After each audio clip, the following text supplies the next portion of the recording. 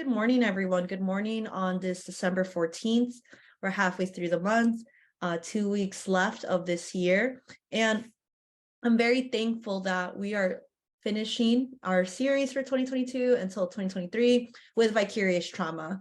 The earlier topics that we were connected to was impact of trauma, culture and trauma, right? A lot of information, a lot of beautiful conversations, but we have to bring it back to ourselves and really talk about what is the cost of caring, the professions that we have, the roles that we provide, the services that we're connected to.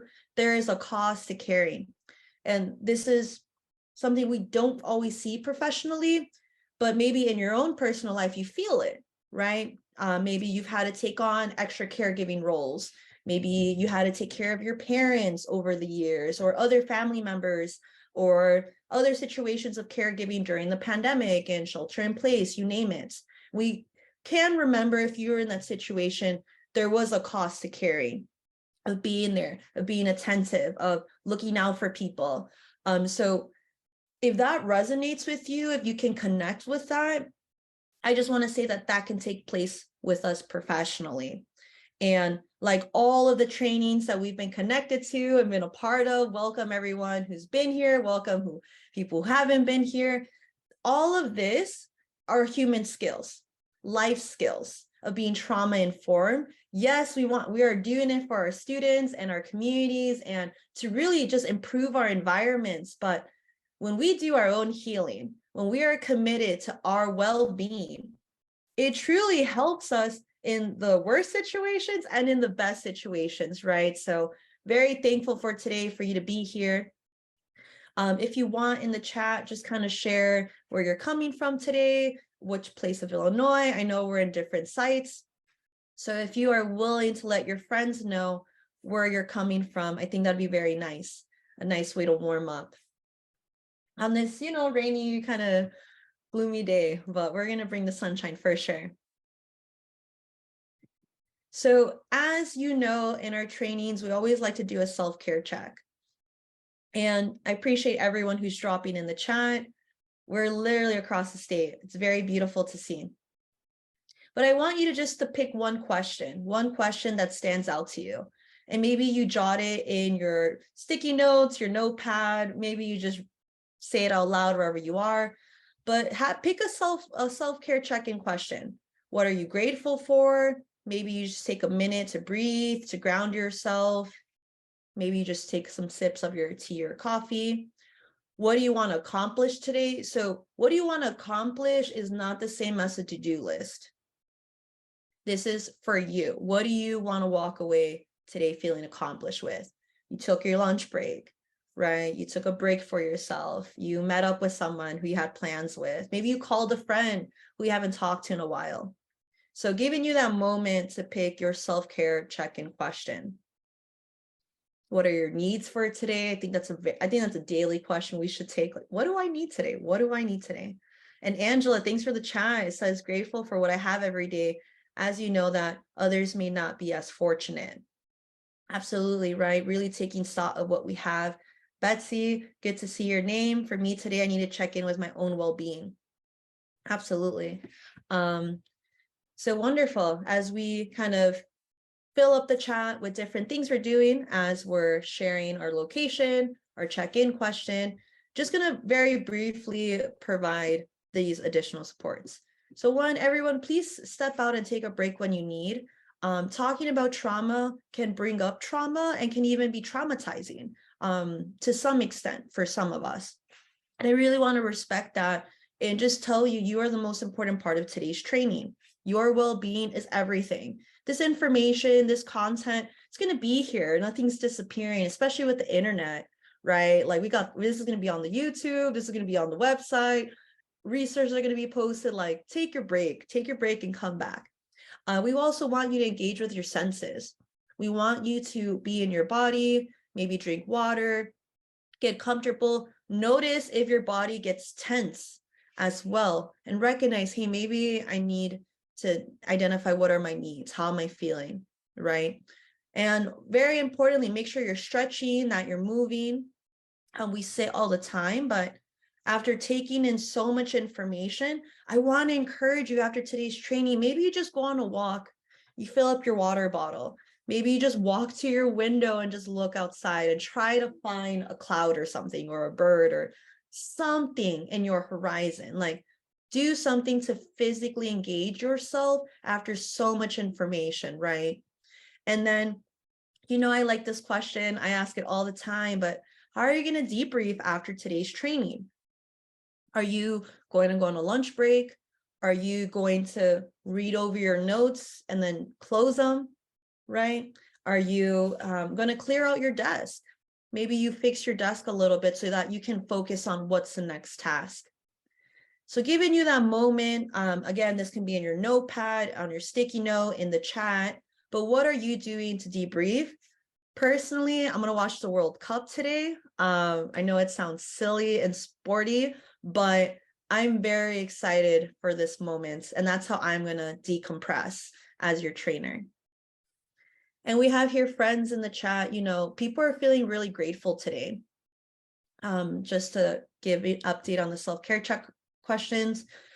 Someone said, grateful for the opportunity to attend this training. The past two have really helped me. I'm so happy to hear that, Jenny. Thank you so much. That's the whole goal, right? We're all here on earth together. We have to support one another. We have Jan who says, from Quincy, Illinois, I just want to accomplish things on my to-do list and also take some time for myself. So beautiful. We also have Hannah saying, grateful for the holiday break coming up, smiley face. Betsy, I'm making homemade candies for the holiday today. All right. We all know who we're visiting in the office this week. It's our friend Betsy. So everyone, I really want to encourage you. Did you write down how are you going to debrief? What are you going to do? I'm going to give people maybe a few more seconds, because this is your exit sheet, right? Your exit slip from class today, from being here today. We have friends who are going to go to the salon. Beautiful. If I can get like maybe 2 more people, just because this is one of the most important things we have to do as service providers and as people. We have to be intentional about how are we going to decompress.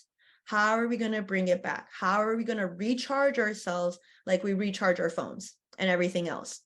Because we don't get that. We don't get that. But we know if we do not charge our laptops, our phones, the battery will go out. It will not work. It will not turn on. It doesn't matter how many times you push the button.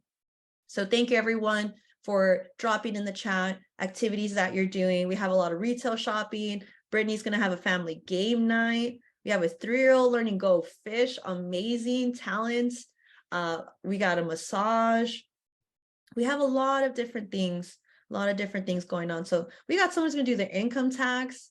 I love that. That is some responsible financial self-care I see. That's really great. People are going to work out. Yeah, people are just asking questions, breathing, beautiful. So thank you, everyone, for being very intentional, putting it out there to the world of what you're doing. It does motivate people when others are engaging in that. So as you know, we're going to do a brief meditation. It's just one moment to really just ground ourselves. I want you to let yourself be. Let me pause that. Sorry. Because this is another tip with vicarious trauma and trauma in general. If we are not physically and mentally creating space to receive more information, it's going to be very hard for me to give my attention. Not sure if anyone has felt overstimulated with information where it's just like, I cannot handle anything more. It's very hard to listen. That is a physical reaction to your body, your mind, letting you know you need to apply some brakes.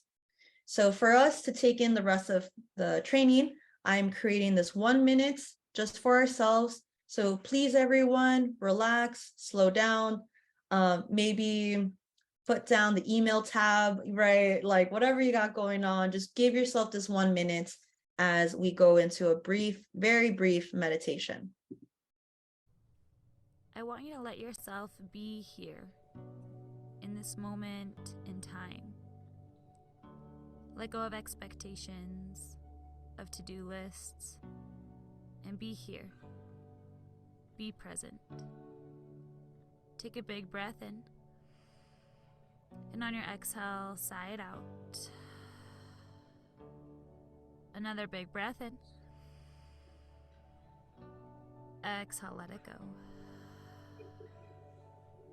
One more inhale, fill up. Exhale, sigh it out. Let your mind, your breath, and your awareness of your body start to link up as one as you take this moment for you. Be present in this space. Beautiful, everyone. Thank you so much. Training's over. We all can all go home. No, I'm kidding. Very sorry. But how powerful would that be, right? If we created more moments like that where we transition in and out of activities and we give ourselves that mental break. So thank you, everyone. I really appreciate your time, your check-ins, your debriefs. This is how we should start this work, especially trauma work. It doesn't have to be traumatizing. It can be very healing, opening, welcoming, kind. Like this is what we can do and that you are doing with the relationships you have with students day in and out. So with all that, everyone, I am very excited to present information so that we can protect one another, heal ourselves, and support our long-term well-being in our professions. So I'm very excited and very grateful that we took this time. So what are some objectives that we can learn today? I will say this training moves in a lot of different directions, just to give you that heads up. And I really need everyone to share your questions.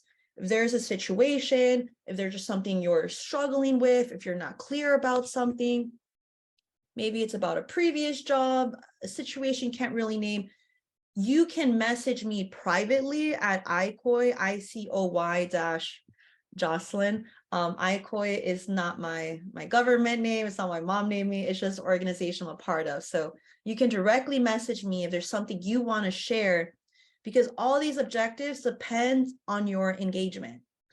This training is highly sensitive to everyone who's in this room because that's how it should be. So I'll provide an overview of vicarious trauma and its impact, but I want to answer your questions. I want to know what you're balancing, what you're seeking, like that. That's how it should always be. We also want to make sure we're understanding the differences of vicarious trauma, to not only identify it, but to understand what are our needs.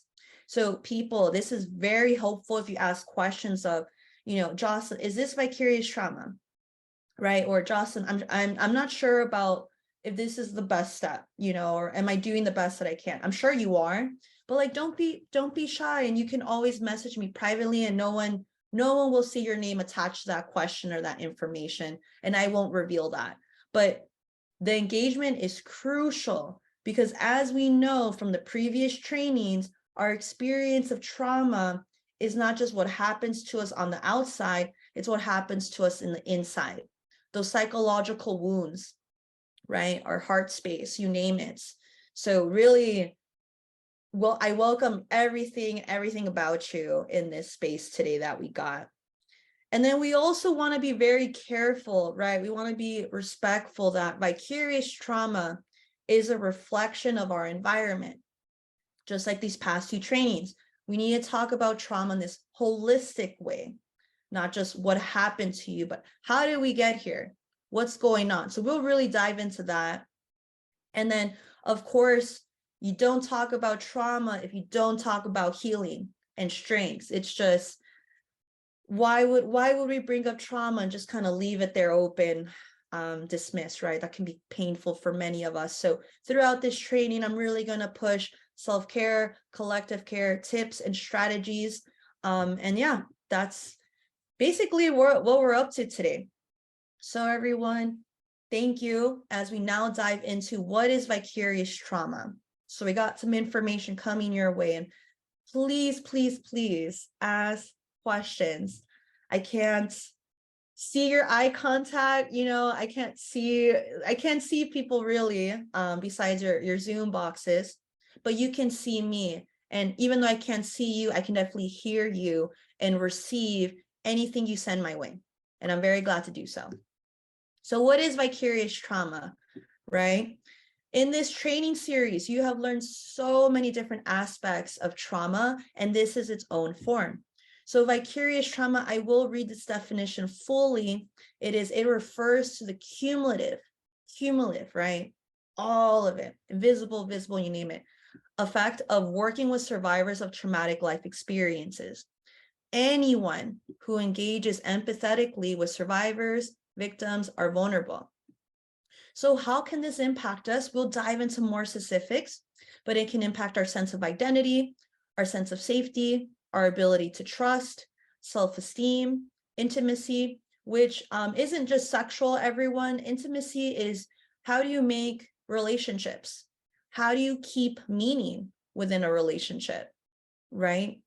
How do you find trust within a relationship if you disagree with someone, right? Intimacy is, think about it as the human bond, the human bonding that takes place, our attachment that takes place, okay? So I want to clarify that if anyone was thrown off by that word. Intimacy means so much more, people, like those human bonds.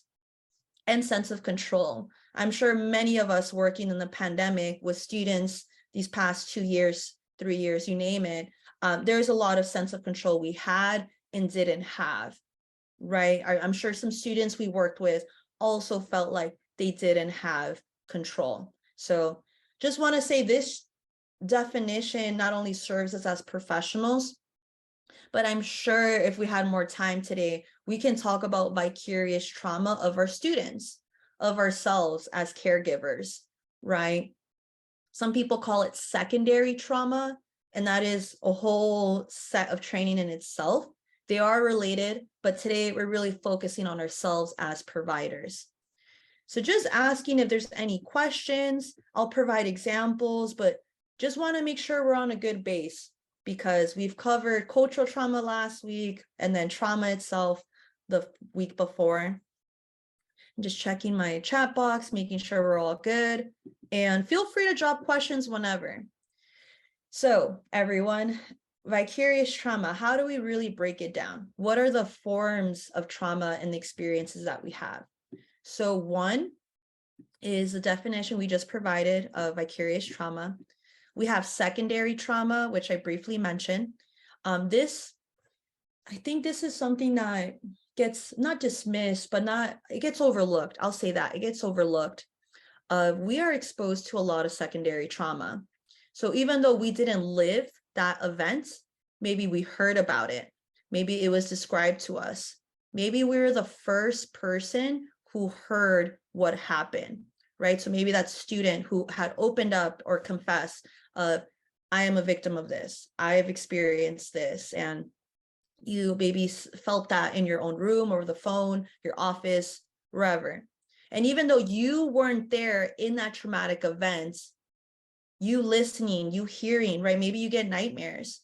Maybe it stays on your mind. Maybe you feel guilty. You feel guilty about it. Even though you didn't do anything or caused it, you feel guilty because of maybe access that student doesn't have than you have, right?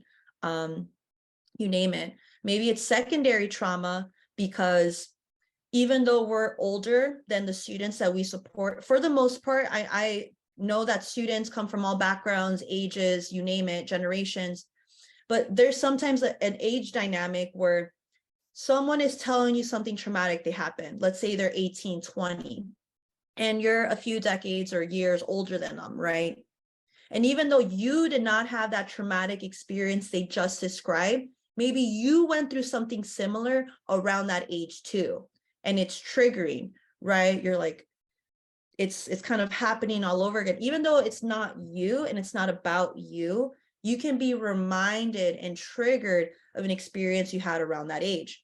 For example, people, we can experience this as parents as well. I saw this a lot with working with survivors of domestic violence, kind of seeing how their own children had picked up the secondary trauma of abuse and noticing their children starting to change the way they talk to their parents, right? The secondary trauma of the child is now picking up physical behaviors, right? And it's just a secondary trauma of, I'm the parent, this is my child, my partner, family members causing this harm. And it's just this reliving over and over again. So Let me know if there's any questions about secondary trauma. That is not the topic for today, but I will share some resources afterwards. So drop a question if there's something you need, or message me privately if there's something you'll like to know more about. Burnout, I will say, everyone, burnout is very much normalized within our society and our work culture, especially being in nonprofits or in educational settings, right? There is so much to do and not enough hands on deck. And I want to just break down the definition of burnout. Burnout essentially can happen in any field. We can go into tech, we can go into finances, we can go into the medical field, we can go literally anywhere, people, anywhere, therapists, you name it. Any field can experience burnout. But what makes burnout universal is that when your work demands do not match the resources available, and the burnout starts to take place is when you have to stretch yourself to cover that gap, to bridge that gap, right? So whether it's your time, your mental capacity, your creativity, and these are important skills we all need, but when it's a chronic stress, ongoing stress, like we learned last training, there's a physical impact that takes place in our body, and that needs to be acknowledged, right? It's not because you're not professionally caring enough or strong enough. There are times where the body will say no to you and will shut you down or slow you down or become sick because of it. So any questions about burnout, please let me know. I will also send a resource on that. And then compassion fatigue, I'm going to save that till later because we have a whole section dedicated to compassion fatigue. But just like anything with trauma, it's not just what happens to us. It's not looking at us like we're broken or something's wrong with me, but really taking this holistic, even scientific approach, right? Of how do we break this down? What are the various influencing factors? What are the variables that take place? And how do they all combine and intertwine sometimes?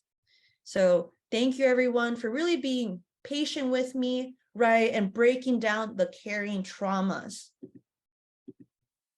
So I have a video here that will explain vicarious trauma from various lenses. At the end of this video, it has several questions for you to continue this conversation within your teams. If you're a supervisor, or you're just interested in continuing today's conversation.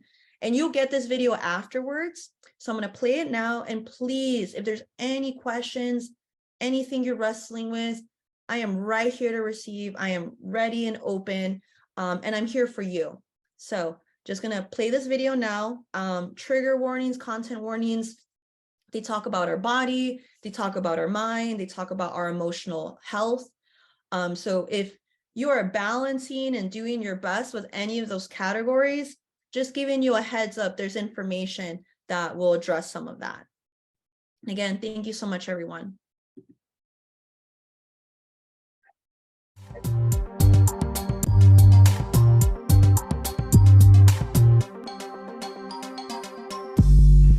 When working with a service user, we don't always see what is going on behind the scenes.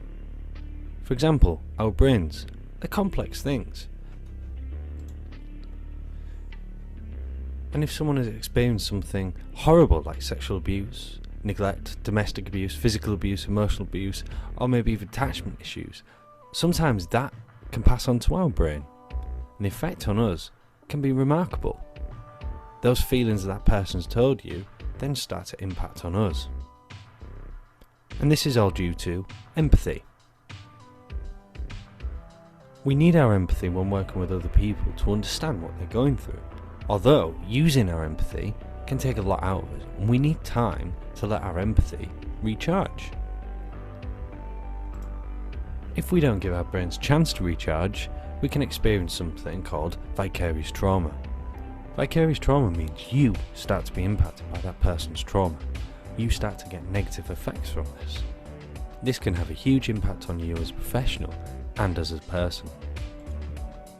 Some of the signs that may be hitting you can include feeling hopeless and helpless, can't do enough, hypervigilant, diminished creativity, trying to simplify, trying to minimize, avoiding things, exhausted, unable to listen, dissociating from things, persecution, guilt, fear, anger, cynicism, cannot empathize, grandiosity, addictions, and potentially so much more. Either way, it can have a massive impact on you and can lead to you not wanting to do this role anymore. Therefore, is this the cost of caring? If we do not look after ourselves, potentially yes. However, the good news about vicarious trauma is that we can identify it and do something about it. To do this, we need to make sure that we have effective strategies in place at work, in our personal life, and to ensure that these things are ongoing and effective for us. If we think about our work life, for example, we need to be thinking about the culture of well-being. You never know when someone is going to open up to you about their traumas and past experiences. Therefore, we need to create a culture where it's alright to talk and reflect. We also need to ensure that we have an effective work-life balance, and outside of work, we're doing all the things that we enjoy and spending the time with the people that we love and care about. We need to make sure all our strategies, both in work and out work, are ongoing and not seen as a quick fix. Whatever strategy you have in your workplace, they need to be able to meet your needs. If you don't think something is, or you feel like you need further support, you should ask. Understanding that vicarious trauma exists and understanding the warning signs that you may be affected by means that we're able to do something about it to ensure that we feel happy, supported, and able to continue help supporting vulnerable people.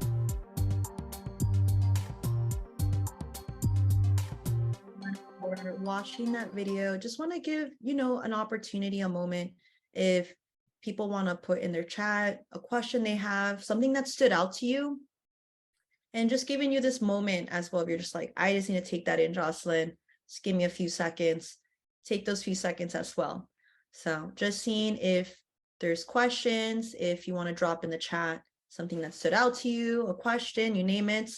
And for our friends who are taking notes or processing, take this also for yourself. So taking a moment, just stepping back and seeing what comes in.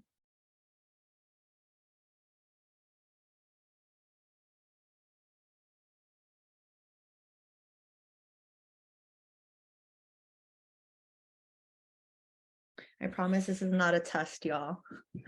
It's not a test at all. So just anything that's on your mind. And I do have a private chat, so no one else will see this besides me. And thank you for this person who sent this private chat.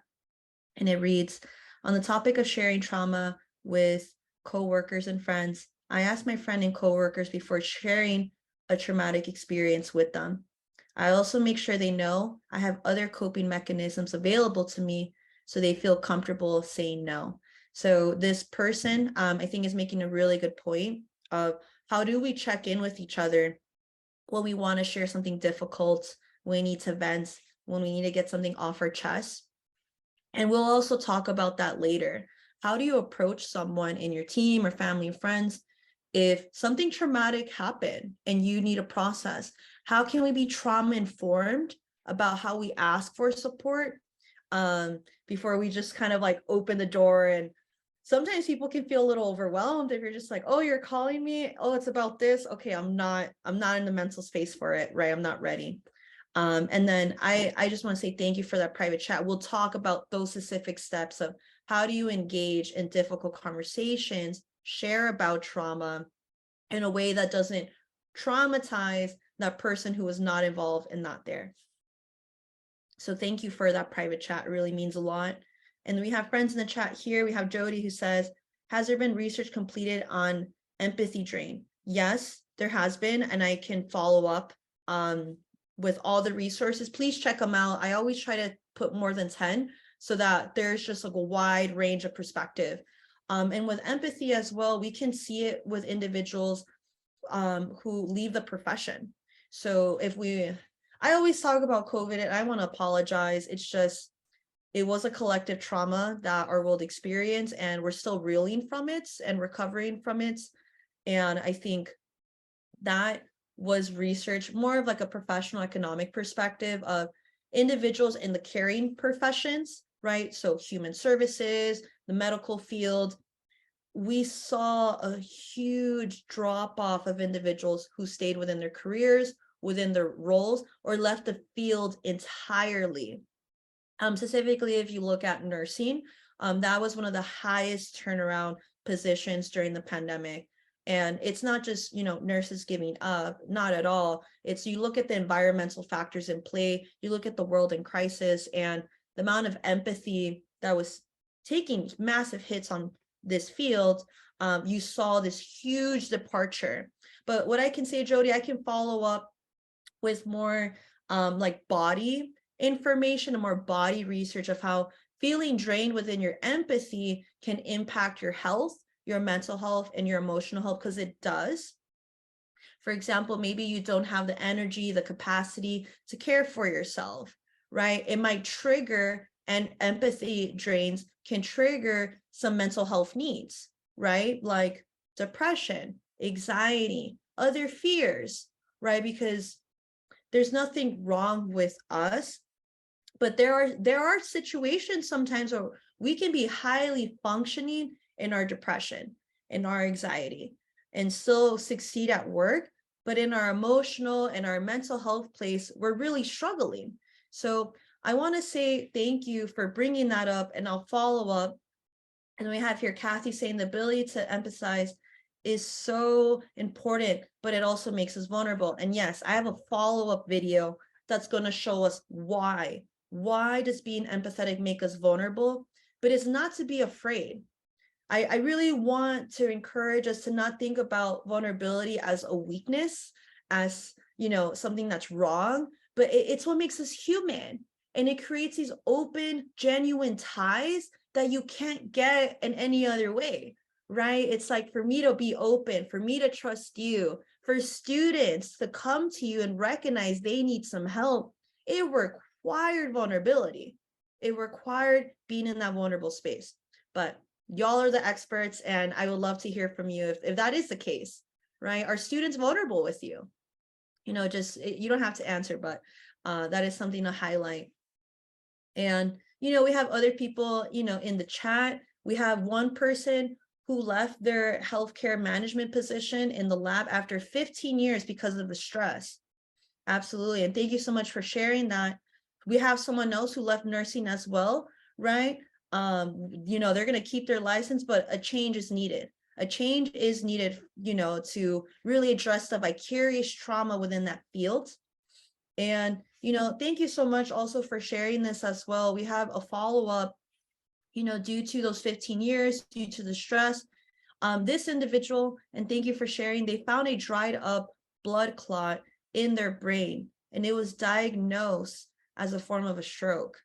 So, Jody, to your question, there is the experience of empathy drain from an emotional level, but as our friend is personally sharing right now, it can have physical manifestations in our very body. So today's conversation, everyone, just like anything with trauma, it's not just, okay, let's talk about trauma, let's, get this over with, but what is our life? How are we caring for this life? And how do we live with each other in a trauma-informed way? So really grateful to everyone for the space, for the conversations, what people are sharing, because this is what doing the work looks like. It's being in conversation, it's being open and realizing we have to be collective and open with the impacts of trauma.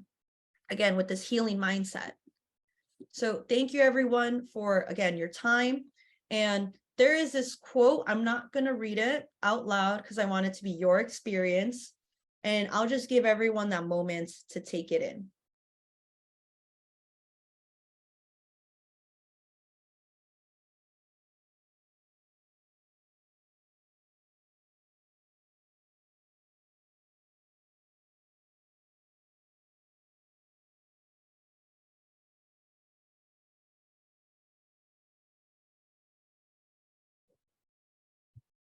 Thank you, everyone. Hopefully that gave you a moment to read this quote. Again, you have the slides afterwards. But the reason why I'm sharing this is because the work that we do, especially if you've been on these trainings, we know that trauma is not just isolated to that person and what just happened to them, and that's their problem over there, right? But really, in the schools that we're a part of, the spaces, the hallways we walk down, the lives that we get to meet and interact with, right? The students who get to know you and can see you as a guidepost, right? All of us are walking through a lot of water. And for a lot of us, we can be navigating some intense waves with certain students. Sometimes, right, because we got to remember last week, we have to be a coach. Sometimes we have to be on the sideline. We have to be encouraging. We have to be there, but we can't go out in the fields and play for people. And it's very important for us to remember that every student, every person, unfortunately, has some experience with trauma. And we can't undo the trauma that has taken place. But what we can do, as we learned last week, is to be that supportive mentor, that coach, right? That individual who is trauma informed. But we also have to be doing this work equally for ourselves. We have to nourish ourselves professionally so that we can keep that personal impact going in students' lives. So hopefully this quote is a kind reminder. I don't want to intimidate anyone, but it's just reminding us that literally we are surrounded by trauma at points. And thank you for your time. So I want to give a content warning. There is a lot of different things on this slide when it comes to what are the signs of vicarious trauma. And I want to say this can be intimidating. I will say it. This can be intimidating of seeing a list of all of the possibilities of how we can be impacted. And it really ranges. And there's possibly more lists. But we have emotional, behavioral, physical, spiritual. And by spiritual, I mean, what is your changed relationship with meaning and hope? So maybe you feel hopeless. Maybe you're jaded, right? That's a term that's used professionally, right? Of you kind of become hardened and disassociated from the work and students, you know, you name it. We have cognitive as well. So your thinking patterns, very important, very powerful space. And this is a list that come back to it when you're in a good place, right? Because if you're already feeling kind of down and you're struggling, this can be more intimidating, right? Or if you're like, Jocelyn, this is exactly what I need. I need to see all of the possibilities. I welcome you. I welcome you. But with these signs of vicarious trauma, I want to say that everyone, our list of what the list is for, let's say Kathy, Angela, I'm just reading people off, Jack, Hannah, Mandy, Betsy, you know, Hillary, Evelyn, your list is going to look completely different. It's going to look completely different. And do we take the time to say, you know, and again, when we're in a good place, when we're feeling supported, when we feel ready for something like this, what are my emotional signs of when I am feeling stress, when I'm feeling the cumulative weights of this work, of the stress of the job, of what students are sharing with me? Because I can tell you, for me emotionally, I'm not, and even though I'm your trainer, even though I'm director of trauma initiatives, I still struggle in all of these areas. This is a lifetime process and it's going to keep evolving and changing, right? Just like as we grow, evolve, and develop, our emotional, behavioral, physical, spiritual, cognitive needs and signs will change as well. So emotionally, I recognize when I'm stressed or have a lot going on, I don't share that with people. I keep that to myself. My trauma response is the fight of, I'm just going to fight through it. I'm just going to push through it. I'm actually going to do more work. I'm going to pick up more projects because that's what makes me feel valuable and give meaning to this world, right? So I'm just going to stifle those emotions over there and deal with them, but actually not deal with them. For me to be able to say that to everyone on this training, it took work, it took effort, it took vulnerability, it took acceptance. But now I know when I'm seeing that sign, when I'm seeing that pattern, that behavior come up, that emotion, I know where I'm heading towards. And I know I got to apply the brakes and I got to ask for my support system, help change some things around. So this is, again, when you feel safe, but what are your signs? What are your signs? And then do something at the same time when you're doing this activity of When do you feel like you're best?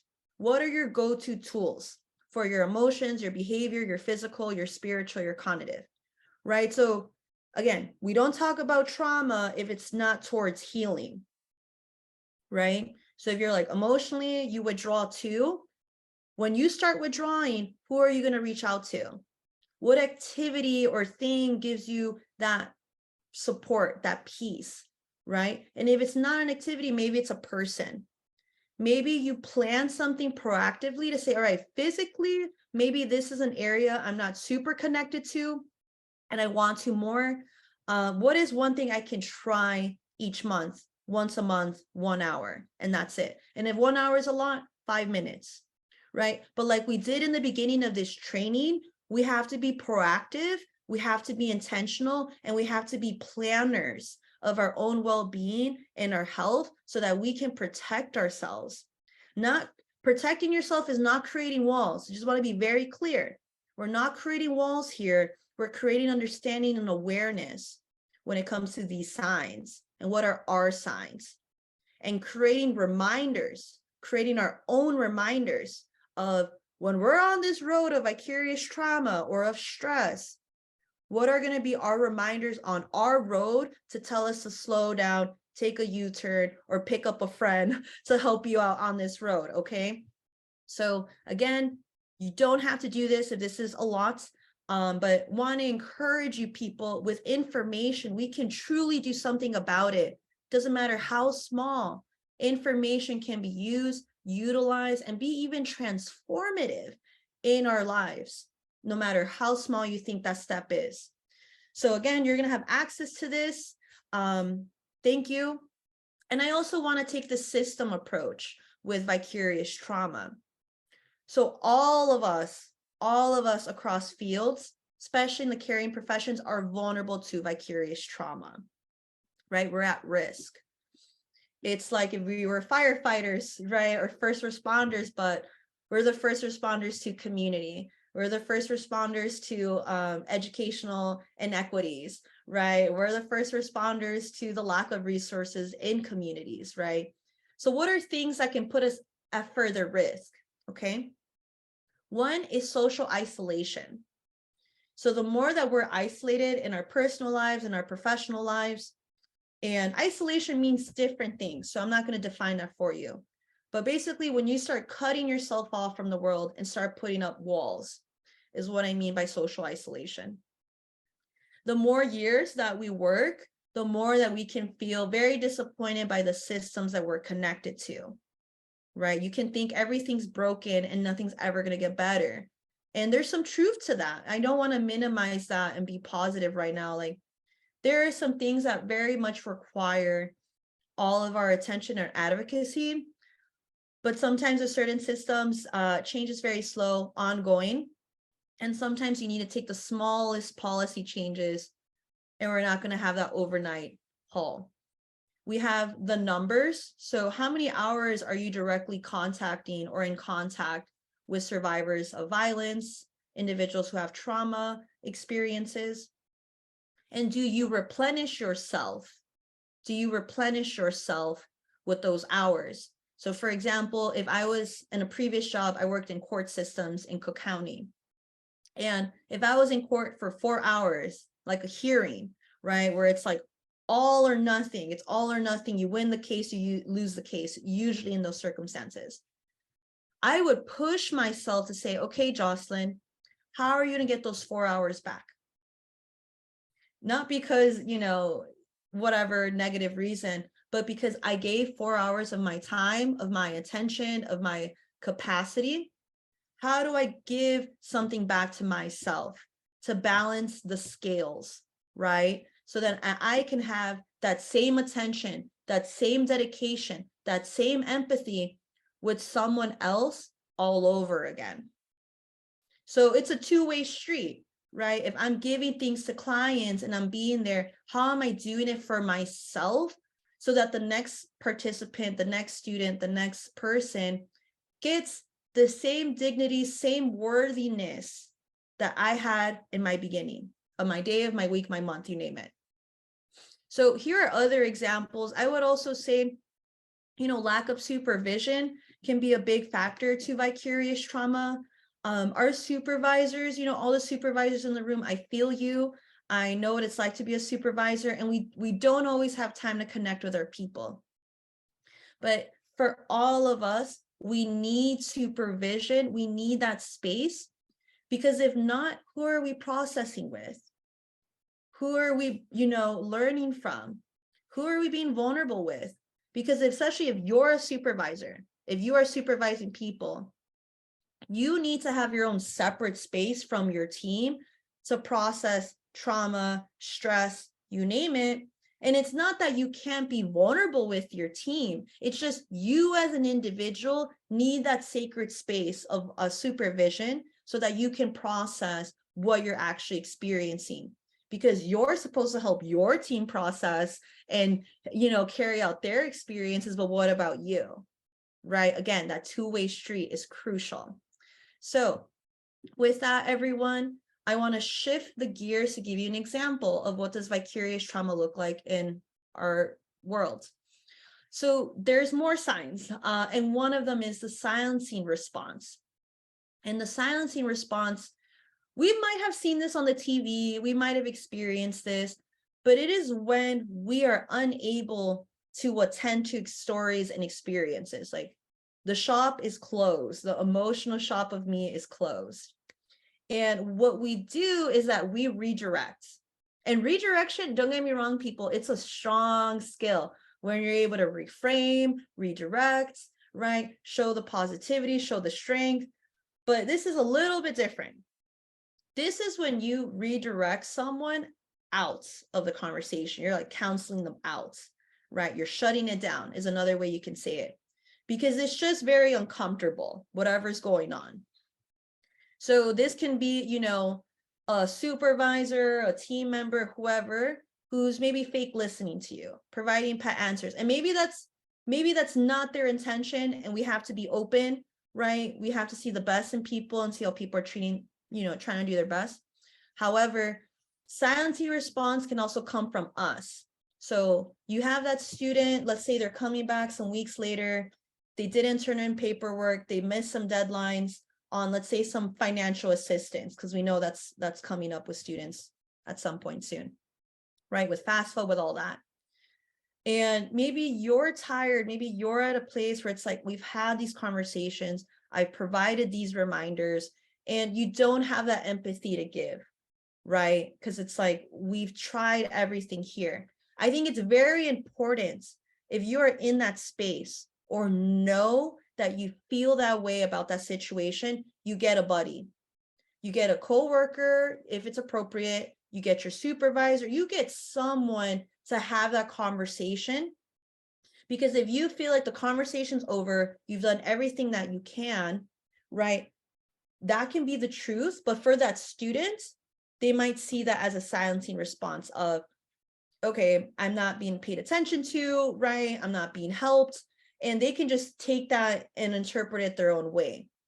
And I'm just showing you the contradictions, the nuances of this work, because that silencing response, you're not trying to silence the person. It's just you can't do much anymore, but you need to bring in an additional person and kind of have that extra voice, because it's very, very important for us to identify where are places where I feel silence on. Where are places where there is silence, when there's no conversation, and just identifying those things for yourself. Maybe there's some topics of trauma or so on that you feel uncomfortable with talking about. And it's okay if you're uncomfortable talking about certain things. These are things that we can do for professional development. And I'll put myself on the spot. Again, working in court systems, I noticed I had a silencing response working with very young children who were abused. That was very hard for me to do. And it's not because I wanted to be silenced or didn't want to have these conversations. It was just my own emotional weight, right? That I just was not ready to carry by myself. And that is why that supervisor, that team is so important, because sometimes people, you need to ask for help and have certain conversations with another team member there. sometimes you need emotional support, and that's okay to say and to seek, right?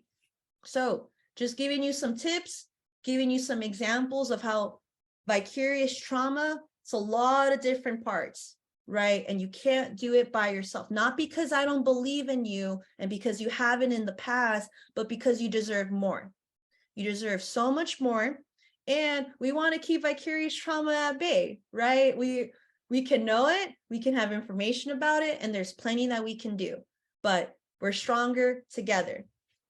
So what are some negative responses? I feel like we've been talking about it, but I love giving people slides, and I'm not going to highlight all of them, but we have burnouts. This is something we've talked about. Compassion fatigue, I'm going to highlight later. Secondary trauma, we've talked about this very briefly. And then vicarious trauma, instead of telling you, I'm going to show another video from someone, you know, who survived vicarious trauma, because we also have to see that vicarious trauma, it puts us in positions of survival. Sorry about that. I struggle with that word. And it's okay. It is okay to be open and frank with ourselves about the weight of this work. So I want to give everyone just a quick summary kind of before we watch it. She is a leader in trauma stewardship. So maybe you haven't heard the word stewards or stewardship, but it's very important for us to cultivate, to harvest, to harness our life, our well-being, our professionalism, right? We're stewards of our own life. And she is a leader. I'll have a follow-up resource on trauma stewardship. So that is kind of the big picture. I won't give more. I do want to give some content warnings. She does mention suicide in this video, and there's no details. It's just mentioned, but it's very important for us. If you want to take that break, if you want to hit a pause, you can come back in 3 minutes and watch this video when you're ready, because she does mention it from this personal perspective of something she was contemplating. So giving people that space, that moment, come back in 3 minutes, or just, you know, come back afterwards and join us at the training later. So giving you this heads up. And again, she talks about her healing journey, right? Like she talks about healing within this, but want to be very respectful of everyone in this room. And again, thank you so much for your time and your commitment to yourself to learn about vicarious trauma. I have no doubt that all of you have so much more insight and personal awareness than I did back in the day, and that for those of you who know what this toll is, and when you feel this toll, either because of what's going on in your personal lives or on the job, that you're able to identify it. But I was not at all able to identify it. So it was about 10 years into my career when a critical mass of people started kind of getting up in my face doing that, "Hey Laura, you're tripping, you should take some time off."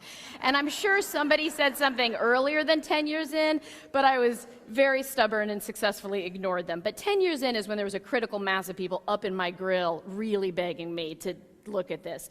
And what some of you will appreciate is that a number of those people were clients I was serving, which you can imagine is always so disconcerting. You know, survivors of domestic violence living in a shelter who can't go anywhere, begging me not to come to work. So people were doing their due diligence, right? But at the time, I was so arrogant, I was incredibly cocky, and I was entirely self-righteous. I was doing God's work. You could either step up and help me do God's work, or you could step off. But I was definitely not going to have a conversation with you about how I was affected by my job. And like many of you possibly, I was raised in a number of traditions that implicitly and explicitly communicated, if you care enough about what you're doing, if you are down with your cause enough, if it matters enough to you, you're going to suck it up. So this whole conversation about how to sustain was not something I was engaging in. But finally, the pressure mounted. I caved. I didn't take any significant time off, but compromised. We took a short trip, went to visit our family who lived in the Caribbean. So on a particular day, we head out as a family on this hike, and we get halfway through our hike, and we summit what we wanted to summit, and there we are standing on the top of these cliffs, right? So the family's gathered around, tiny Caribbean island, standing on the top of these cliffs, looking out. The first thing I remember thinking was, this is so beautiful. The second thing I immediately thought was, I wonder how many people have killed themselves by jumping off of these cliffs, right?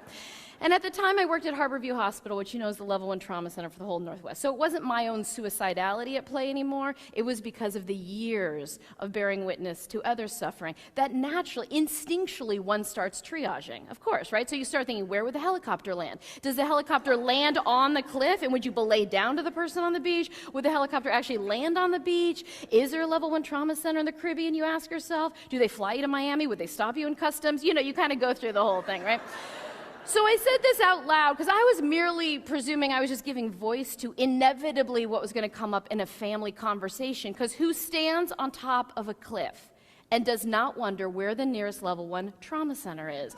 But apparently in my family, nobody was thinking that. So it got even quieter than it had been. Really long, very uncomfortable pause happened. And ultimately, it was my stepfather-in-law who said, "Are you sure all this trauma work hasn't gotten to you?"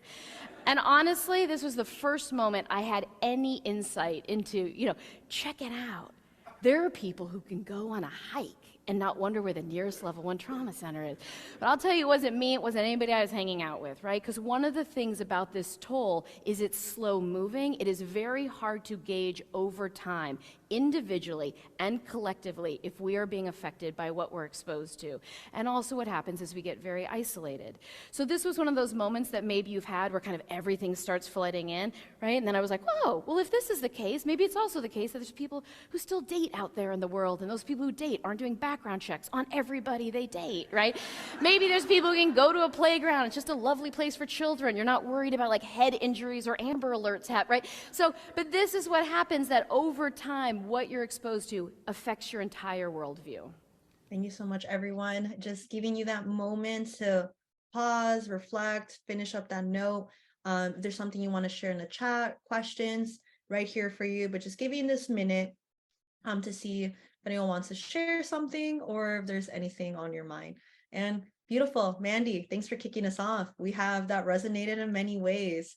Absolutely. We will send the full lecture if you want to check it out from the beginning, because there's a lot of beautiful, powerful nuggets there.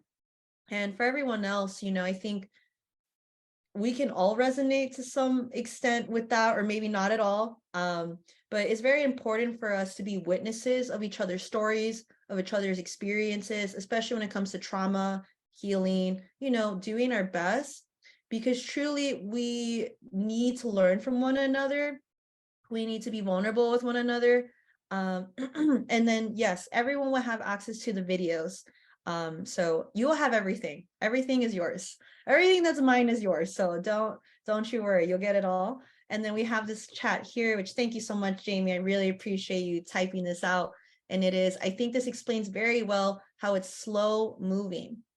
And you don't always notice that your work is encroaching in your life and thinking. Absolutely. So thank you for everyone, who watched that, who took something in. And again, this is just to empower us, right? We can learn a lot by listening to the experiences of others, their stories. We heal a lot when we share our stories and our experiences as well. And it doesn't have to be words, doesn't have to be a TED Talk, but even with yourself, and how do you debrief with yourself, right? And I will say, everyone, we got 30 minutes left in this training. So if there's something in your mind, in your heart, something that you're just like, how do I say this? Feel free to message me privately. I want to make sure that you have that support of sharing whatever it is. And I don't want to rush you at the end and say, okay, who has questions now? Know that my door is completely open, and I want to make sure that you're heard in today's time of vicarious trauma. So thank you again, Mandy and Jamie, for sharing those experiences. It's really wonderful to see that this was a helpful tool. So now we're going to move into compassion fatigue, which is very important for us to talk about, because again, we need to, I was going to say we need to stop, but we should consider not thinking about trauma as just what happened to you. That is powerful. That is beautiful. That is a lot of growth from maybe some of us even growing up of Trauma was, well, what's wrong with you? Why did you let that happen? Right? Do you not care? Are you stupid? And it's just like so much intensity, right? Of like trauma conversations for me growing up were all of those things. And not just me, like across cultures, you name it. So we're in a better place. Fingers crossed, hopefully, that now we talk about trauma as what happened to you, kind of how do I see you as a whole person? But we got to keep the conversation growing. Trauma is not only what happens to you, it's what's happening around you, right? It's what's your environment. So when it comes to vicarious trauma, this cumulative trauma that happens on our jobs, compassion fatigue is the invisible process that's kind of happening in the background. Doesn't have to be for you, but again, through research, it's been found that this is a big dynamic that leads and pushes vicarious trauma to have its weight. So before, I'm very sorry, I timed 2 videos right back to each other. I'm just recognizing that now. But for us to discuss compassion fatigue, I think it's very important for us to go back to the conversation of empathy, because empathy is that double-edged sword, as some people say, right? It's your strength. It's what helps you lead. It's what makes you who you are, right? And we all have our own.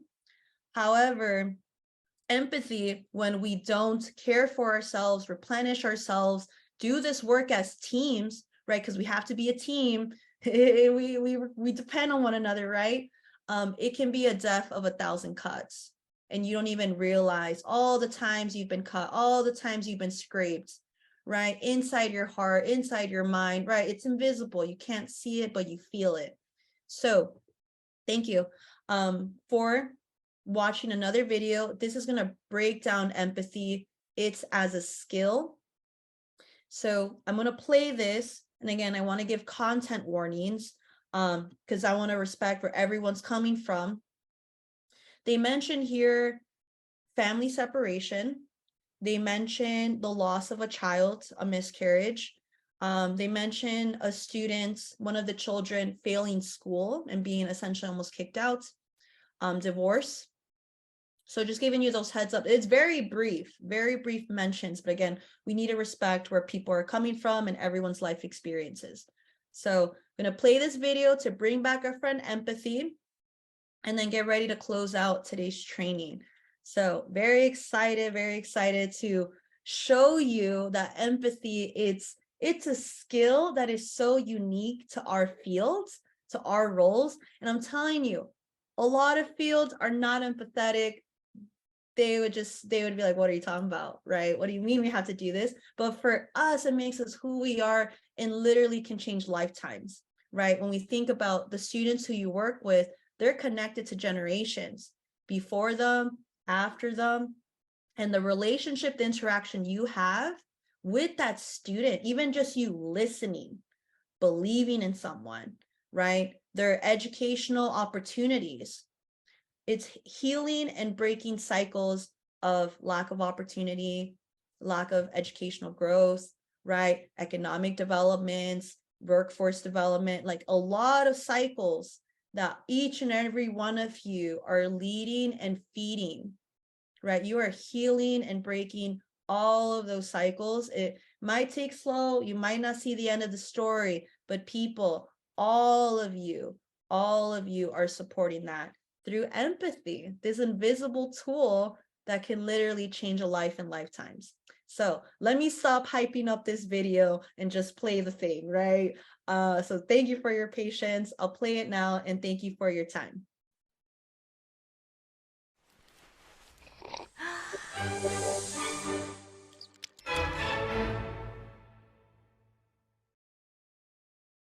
So what is empathy, and why is it very different than sympathy? Empathy fuels connection. Sympathy drives disconnection. Empathy, it's very interesting. Teresa Wiseman is a nursing scholar who studied professions, very diverse professions where empathy is relevant, and came up with 4 qualities of empathy. Perspective taking, the ability to take the perspective of another person or recognize their perspective as their truth. Staying out of judgment, not easy when you enjoy it as much as most of us do. recognizing emotion in other people and then communicating that. Empathy is feeling with people. And to me, I always think of empathy as this kind of sacred space when someone's kind of in a deep hole and they shout out from the bottom and they say, I'm stuck, it's dark, I'm overwhelmed. And then we look and we say, hey, you can climb down. I know what it's like down here, and you're not alone. Sympathy is, ooh, it's bad, no, you want a sandwich? Empathy is a choice, and it's a vulnerable choice, because in order to connect with you, I have to connect with something in myself that knows that feeling. Rarely, if ever, does an empathic response begin with at least. Yeah. And we do it all the time. Because you know what? Someone just shared something with us that's incredibly painful, and we're trying to silver lining it. I don't think that's a verb, but I'm using it as one. We're trying to put the silver lining around it. So, I had a miscarriage. Oh, at least you know you can get pregnant. I think my marriage is falling apart. At least you have a marriage. John's getting kicked out of school. At least Sarah is an A student. But one of the things we do sometimes in the face of very difficult conversations is we try to make things better. If I share something with you that's very difficult, I'd rather you say, I don't even know what to say right now, I'm just so glad you told me.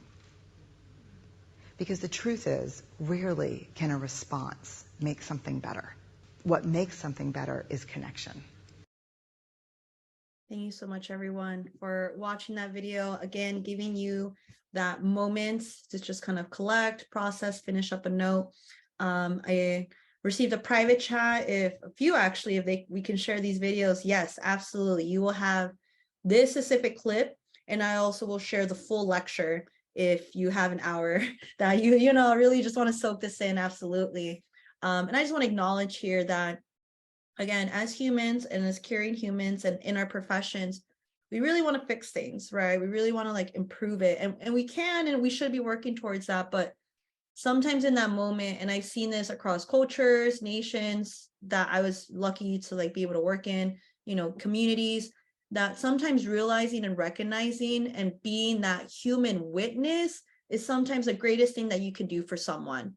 Especially if we don't have that in our homes, we didn't have that in our own childhood, right? When we had that, we weren't believed. And we have a lot of chats coming in, which is very beautiful. And thank you, everyone. We have Ashlia saying, rarely can a response make something better. What makes something better is connection. Absolutely spot on. We have Anthony here saying, this is a continued topic in my intro to social work class. I taught for the first time. Anthony, congrats to your class. And wonderful to see that this is a tool that you use. Right? Beautiful. We have Jamie. While serious topic, I enjoyed the small pieces of humor and chuckle they brought. Absolutely, people. We got to make ourselves laugh. We got to bring in joy into this work, right? You might think of me as a trainer. I can be a little silly sometimes, and we got to keep it light. We got to keep it open, right? It's already heavy. Let me not add to it. It's easier to work through it, right? So thank you for noticing the humor. I really try to bring in humor here and there. And, we have this Patrice at the end that says, I love what she said at the end about connection. That is the important thing. And beautiful, nice. And then Brittany, our friend, dropped a link where all of the trainings, resources, and videos will be shared.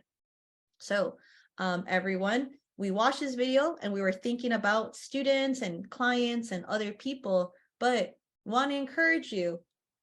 Can you think about yourself? And how are you empathetic with yourself? How are you non-judgmental with yourself? How do you take in your own perspective?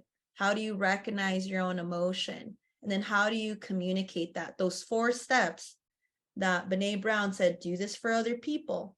How are we doing that with ourselves? And again, number 1, don't judge yourself, right? But the more and more you develop that, care for that, honor that, the more specific, strategic, larger toolbox, whatever you want to call it, you're going to have to apply to very different situations, especially unknown situations. So thank you so much, everyone, for, engaging with that. And I have some reflection questions, and this is homework. I would love for you to take this back to your teams if you're open, or, you drop something now. But within vicarious trauma, as we said, it's something kind of in our surroundings, it's in our fields. But these are 2 questions that can help you. Maybe you do this on a monthly basis, quarterly basis. Next week, before you leave work for break, right? I saw some of y'all are going to go on a break soon. But give yourself this time and ask yourself one of the 2 questions. And it is, how has work with trauma survivors, or students in your case, right, affected your connection to the work? Maybe you learned how hard and far students went to do things for themselves, for their families, things you had no idea about. And it was something vulnerable that they shared with you, and it changed you in your work. Maybe this is one of the first students you ever worked with, and it has motivated you to keep doing what you're doing, right? And then another one would be, how has working with, again, trauma survivors or students, you name it, how has it changed your worldview? What has it helped you see?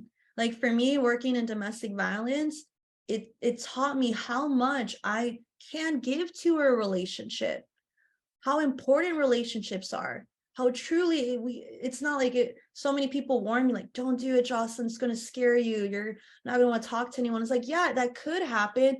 Or I can see the beauty, the strength, the success, the human determination and the human will that everyone has. And let me amplify that.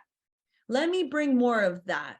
Let me underline that and bring that to the world, right? Or the people who I'm connected to when I am working with that client and it's a brand new client, right? Like there are choices that we can make, and it's very important for us to come back to these questions, and not in a scary way. And really look at your conversations and interactions with students as gifts, right? Someone offered you something. Someone gave you a piece of their heart, and we don't do that in public or with strangers, and yet they did that with you, right? So how do we do that for ourselves? How do we take these conversations in? Because trauma should not just be a scary conversation. It shouldn't be when things are at that worst. But again, seeing the humanity behind everyone who we're working with and within our work. So just giving you that moment, giving you that pause.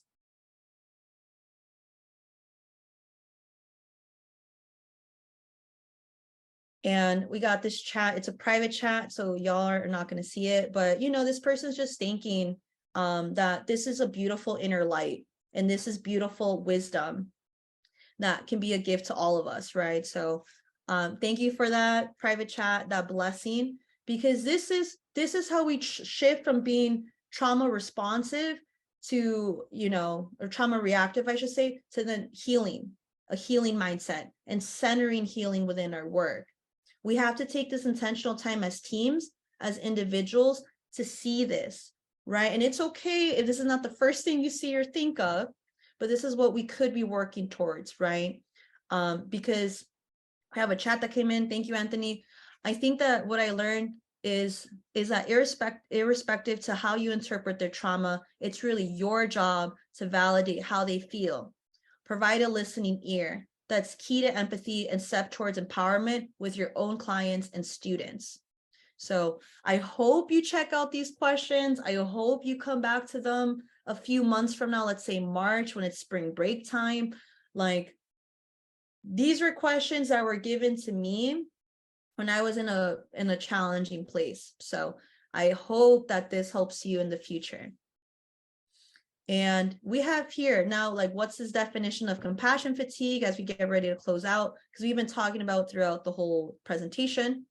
And it is this emotional and physical burden, right? When we're providing services, we're empathetically connecting to people, and we can feel like our capacity, that battery, is getting lower and lower and lower.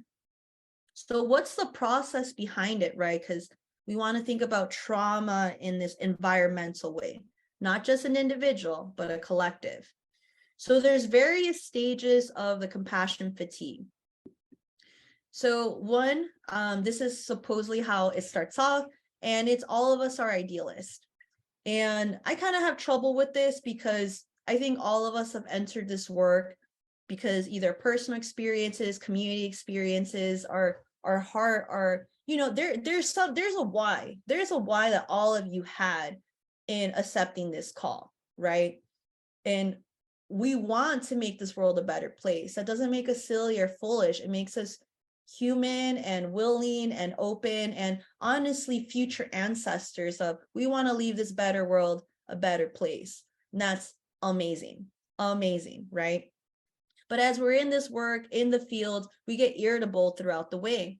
So sometimes it's the system, sometimes it's the clients, sometimes it's the co-workers, sometimes we can experience negativity, right? A lot of things start kind of peaking up. Some of us, we can experience withdrawal. So when we start removing ourselves, and whether that's our emotions, our, people around us, you name it, silencing response, we talked about that earlier.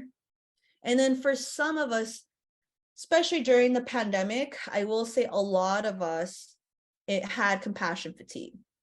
A lot of us had it. And for some of us during the pandemic, we were in a zombie phase. And the zombie, I think that can be reworded in a more trauma-informed way, but for now it's zombie. And with a zombie, it is when the hopelessness consumes us, right? And we feel like there's no way out, there's no tunnel, there's no light at the end. But it's very important for us to recognize that you're here today. I'm sure you've done other things. You are seeking a path of renewal, right? And even though we can't entirely improve our systems, resources, funding, major system barriers, it is very important for us to look into ourselves when it comes to compassion fatigue and think about, what do I need? What does that look like? And validate all the work you have been putting in.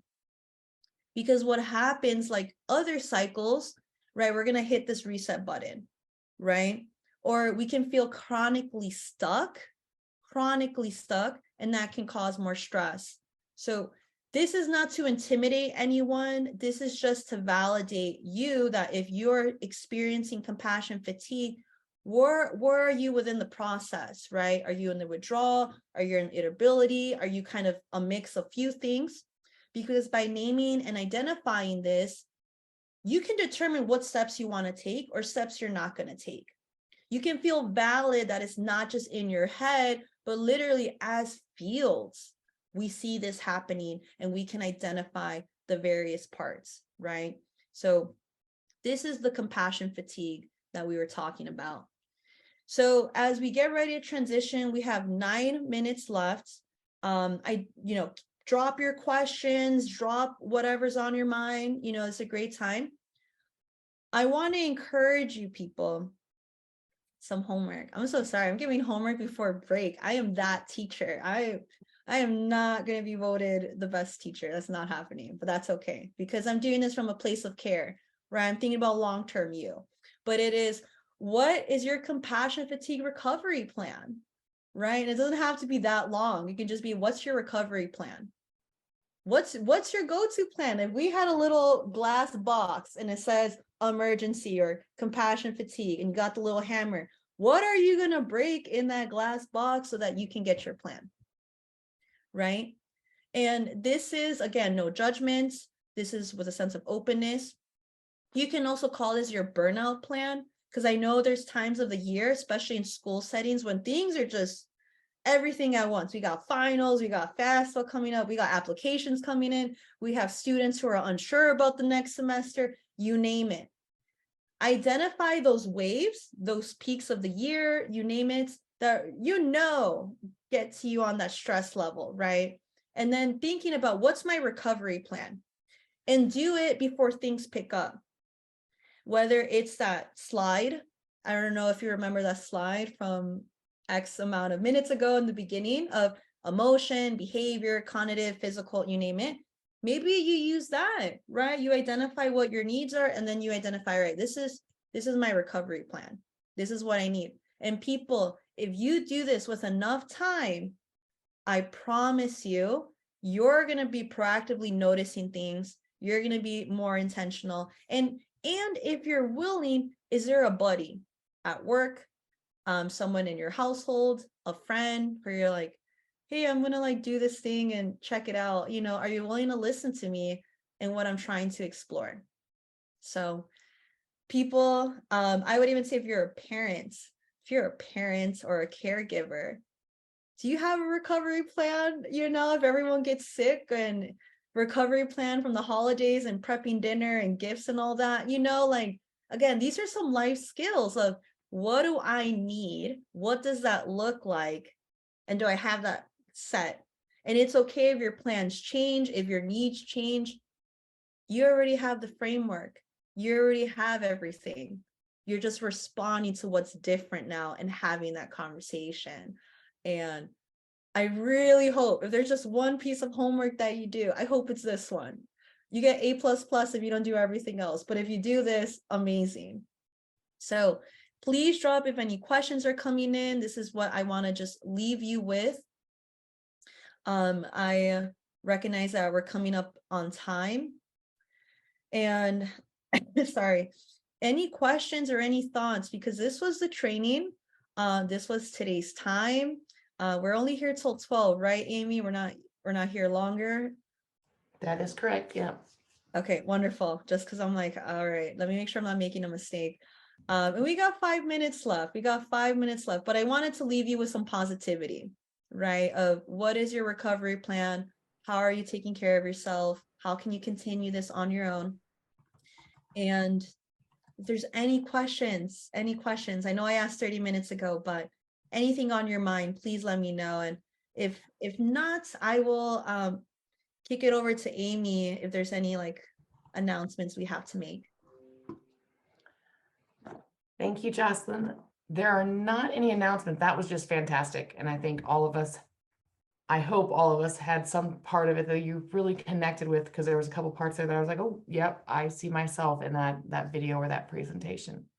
So with that, I want to thank you all for your time. This is part 3 of the 4-part series. We will be coming back January 25th, and we will talk about trauma-informed supervision and what that looks like, because all of us, well, I know many of us have roles where we're supervising, whether that's with students in a supervisor role or whether or not we are administrators in the college system and supervising. So we'd love to have you join us for our final session in January.